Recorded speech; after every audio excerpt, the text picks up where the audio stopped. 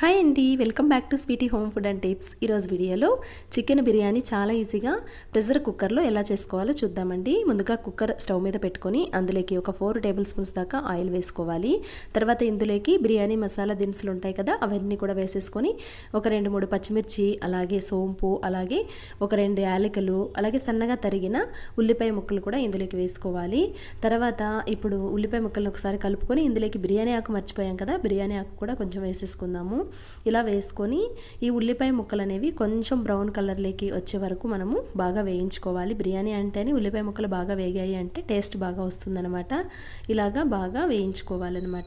ఇలా వేగిన తర్వాత ఇప్పుడు ఇందులోకి అల్లం వెల్లుల్లి పేస్ట్ కూడా ఒక టేబుల్ స్పూన్ దాకా తీసుకోవాలి. ఈ అల్లం వెల్లుల్లి పేస్ట్ కూడా కొంచెం పచ్చివాసన పోయే వరకు వేయించుకోవాలి. ఇలా వేయించుకున్న తర్వాత ఇందులోకి మనము ఒక పెద్ద టమాటోను చిన్న చిన్న ముక్కలుగా కట్ చేసుకొని వేసుకొని కొంచెం ఉప్పు కూడా వేసుకొని హై ఫ్లేమ్లో ఒక 2 మినిట్స్ బాగా వేయించుకున్నామంటే టమాటా ముక్కలు అనేవి మెత్తబడిపోతాయి అన్నమాట. ఇలా మెత్తబడిన తర్వాత ఇందులోకి ఒక 250 గ్రామ్స్ వరకు క్లీన్ చేసిన చికెన్ అనమాట వేసుకోవాలండి. కొంచెం ఉప్పు, కొంచెం పసుపు వేసుకొని చికెన్ని బాగా వాష్ చేసుకొని ఇందులోకి వేసేసుకోవాలి. ఇప్పుడు వచ్చేసి మనము ఇప్పుడు కూడా కొంచెం ఉప్పు వేసుకొని, ముందు టమాటా ముక్కల్లో కొంచెం ఉప్పు వేసాము కాబట్టి చూసుకొని కొంచెం ఉప్పు వేసుకొని అంతా ఒకసారి కలుపుకుందాము. ఇలా కలుపుకున్న తర్వాత ఇందులోకి మిగిలిన మసాలాలన్నీ కూడా యాడ్ చేసుకోవాలి. ఇప్పుడు ఇందులోకి వచ్చేసి కొద్దిగా పసుపు, అలాగే ఒక టేబుల్ స్పూన్ వరకు కారము, అలాగే ఒక టేబుల్ స్పూన్ వరకు ధనియాల పొడి, అలాగే బిర్యానీ మసాలా కూడా ఒక టేబుల్ స్పూన్ వరకు వేసుకొని అంతా ఒకసారి బాగా కలుపుకోవాలన్నమాట. ఇలా కలుపుకున్న తర్వాత మనము ఒక 2 మినిట్స్ అలా వేయించుకున్నామంటే చికెన్లో నుంచి వాటర్ వస్తుంది కాబట్టి మనం ఇప్పుడు మూత పెట్టేసుకొని ఒక 5 మినిట్స్ వరకు అలా ఫ్లేమ్ని మీడియంలో పెట్టేసుకొని ఉంచేసామంటే చికెన్లోని వాటర్ కూడా వచ్చేసి బాగా చికెన్ అనేది వేగిపోతుందండి. చూడండి, వాటర్ కూడా ఇంకిపోయి మరి బాగా వేగింది కదా చికెను.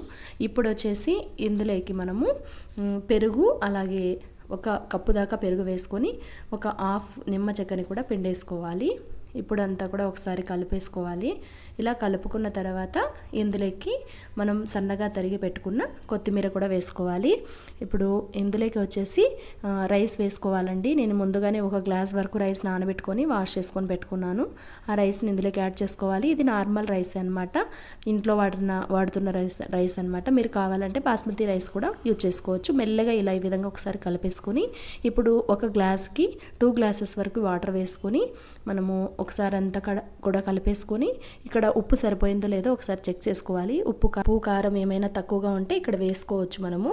ఇప్పుడు వచ్చేసి కుక్కర్ మూత పెట్టేసుకొని మనకి 2 విజిల్స్ వచ్చే వరకు ఉడికించుకోవాలండి. 2 విజిల్స్ వచ్చిన తర్వాత ప్రెషర్ అంతా పోయాక మూత తీసి చూసాము అంటే మనకి ఎంతో టేస్టీగా ఉండే చికెన్ బిర్యానీ అయితే రెడీ అయినట్టే. చూడండి, చాలా అంటే చాలా టేస్టీగా వచ్చిందండి. చాలా సింపుల్గా కూడా అయిపోతుంది.